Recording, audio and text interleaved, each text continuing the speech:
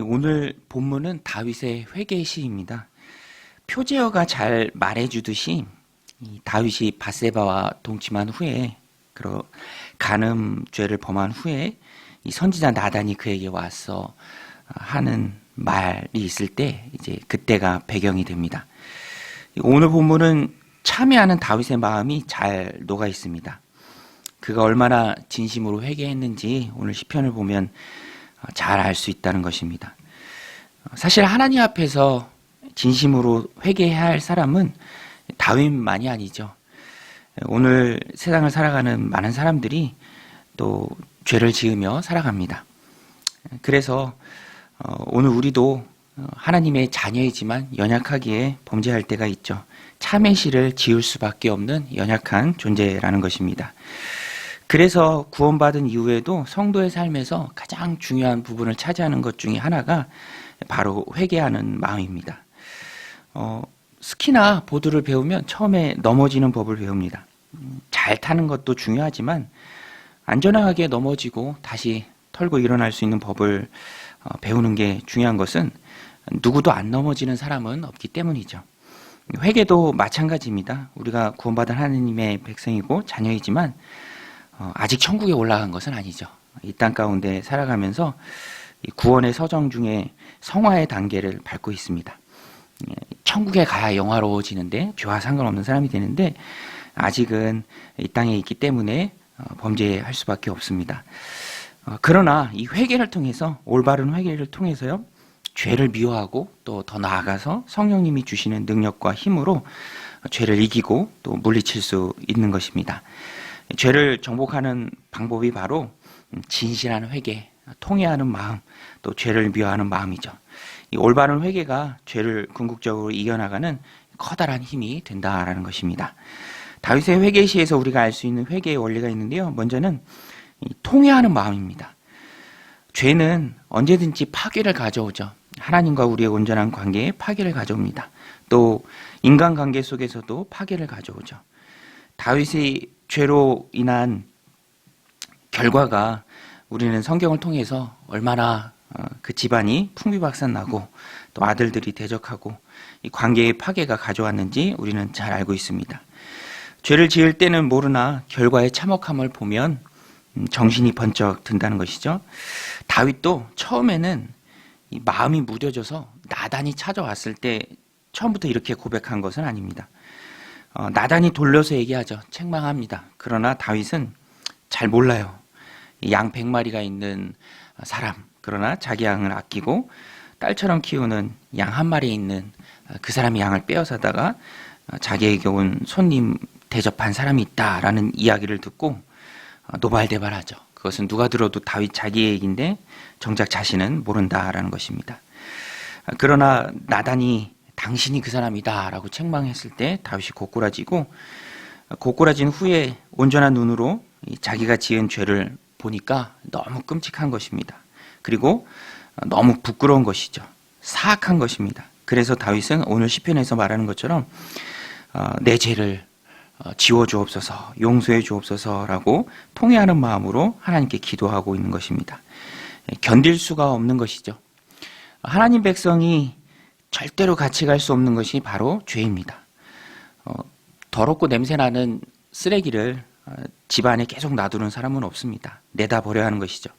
그래서 다윗도 오늘 본문에서 자기가 지었던 죄, 내 죄라는 말이 계속 나옵니다. 오늘 말씀 2절, 7절, 9절에 보면 나의 죄악을 말갛게 씻기시며 나의 죄를 깨끗이 제하소서.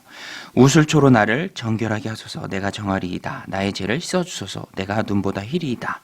9절에도 보면 주의 얼굴을 내 죄에서 돌이키시고 내 모든 죄악을 지워주소서.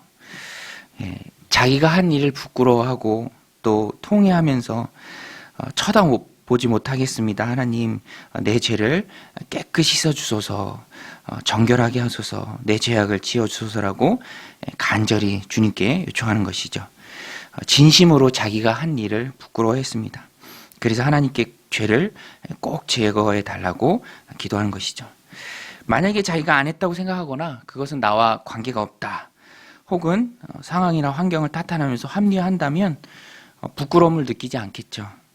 또 죄와 자신이 무관하다고 여기기 때문에 자신의 죄를 인정하지 않을 것입니다. 그러나 다윗은 철저히 자기를 인정했습니다. 나의 죄악이라고 지속적으로 고백하면서 용서를 구하죠. 죄를 주님 앞에 회개할 때 먼저 기억해야 할 것은 그것은 누구의 탓도 아니라는 것입니다. 상황 탓도 아니고요. 환경 탓도 아니고 또 사회 탓도 아니고 남의 탓도 아닙니다. 내가 선택한 죄이고요. 내가 그렇게 했다라는 것을 먼저 인정하고 그래야 그 죄를 보면서 부끄러워할 수 있고 그 죄를 용서해달라고 하나님 앞에 구할 수 있는 것입니다. 인정하니까 부끄러움을 충분히 느끼고요. 그 죄를 없이 하실 수 있는 하나님께 매달린다라는 것입니다. 또한 다윗은 하나님의 주권을 인정하면서 기도했습니다. 다윗은 모든 죄 용서의 주권을 하나님께 돌리면서 기도합니다. 죄는 내가 지었지만 내 죄를 용서해 주시고 다시 내 안에 정직한 영을 새롭게 하실 분은 하나님이시다라는 믿음을 가지고 기도하죠. 10절 12절에 보면 하나님이여 내 속에 정직한 마음을 창조하시고 내 안에 정직한 영을 새롭게 하소서. 나를 주 앞에서 쫓아내지 마시며 주의 성령을 내게서 거두지 마소서. 주의 구원의 즐거움을 내게 회복시켜 주시고 자원하는 심령을 주사 나를 붙드소서. 여러분 오늘 우리가 주님 앞에 새로운 삶을 살고 또 그런 새로운 삶을 살도록 우리를 꼭 붙들어 주시고 우리의 죄를 용서하시며 성령을 거두지 않으실 분은 하나님이십니다. 구원의 즐거움을 회복시켜 주시고 자원하는 심령을 날마다 우리 안에 새롭게 부어 주실 분이 바로 하나님이시죠. 다윗은 철저하게 하나님을 인정했습니다. 하나님의 주권을 인정했습니다. 동시에 그것은 자신의 무능을 인정했다라는 것이죠. 연약해서 범죄할 줄만 알았지 조금도 자신 스스로를 변화시킬 힘이 없는 무능한 존재라는 것을 인정하고 전능하신 하나님께 매달리는 모습을 보이고 있습니다. 왕이지만 죄를 없애고 영혼을 새롭게 회복시킬 능력은 없는 것이죠. 신약시대를 살아가는 우리는 너무나 잘 알고 있습니다. 나의 죄를 씻기는 것은 예수의 피밖에 없습니다. 주님의 보혈이 내 죄를 씻기고 내 안에 정직한 영을 새롭게 하십니다. 구원의 기쁨을 회복시켜 주십니다. 그러니까 오늘 우리는 예수 그리스도만 붙잡아야 하는 것이죠. 다른 어떤 것도 아무것도 의지할 것이 못 된다라는 것입니다. 예수 그리스도 그 보혈의 피에 우리의 속죄가 묶여 있는 것이죠. 내가 하는 것이 아니라 예수님께서 이미 나의 죄를 십자가에서 용서해 주신 것입니다. 그러니까 오늘 우리는 늘 안심하고 평안하는 것이죠. 진심으로 용서를 구하면 다 용서해 주십니다. 아니 사실 이미 예수님께서 다 용서해 주셨죠. 죄의 책임과는 무관한 용서받은 자들이 바로 오늘 우리입니다. 그러니까 우리는 너무 과도히 자신의 죄를 보면서 자책하지 말아야죠. 부끄러워하지만 인정하지만 그것으로 인해서 과도히 후회만 하면서 가만히 있다면 의미가 없는 것입니다.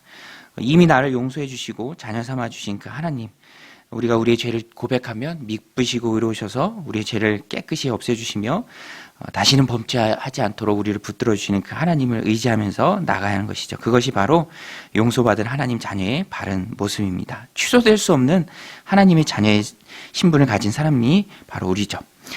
다윗은 마지막으로 회개하고 또 서원을 합니다. 오늘 말씀 13절 14절에 보면 그리하면 내가 범죄자에게 주의 도를 가르치리니 죄인들이 주께 돌아오리이다. 하나님이여 나의 구원의 하나님이여 피 흘린 죄에서 나를 건지소서. 내 혀가 주의 의를 높이 노래하리이다. 다윗은 자신의 죄를 부끄러워했고요. 또 용서를 신뢰하면서 하나님 앞에 구했습니다. 그리고 하나님 용서해 주실 때 내가 이렇게 하겠습니다 라고 서원을 합니다.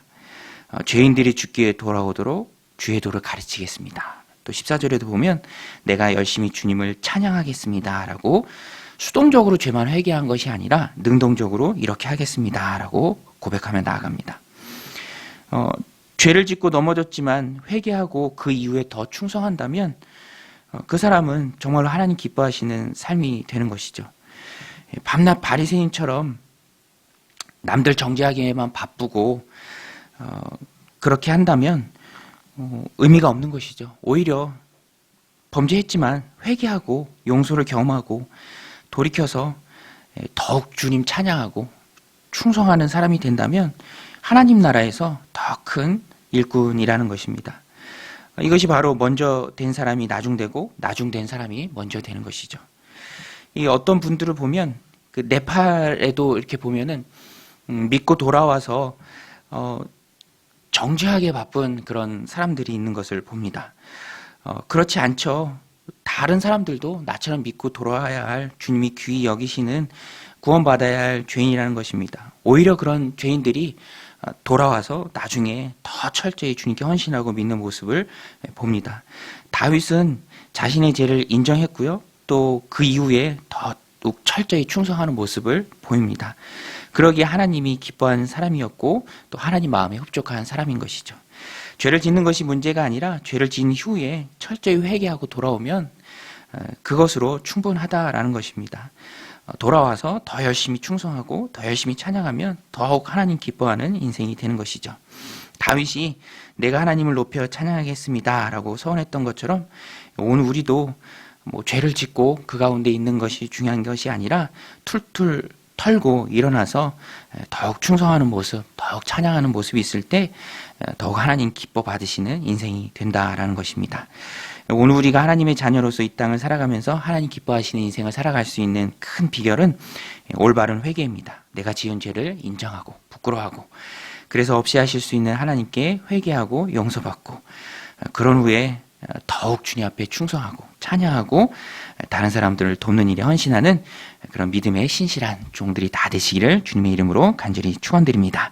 우리 같이 말씀 붙들면서 함께 기도할 때요.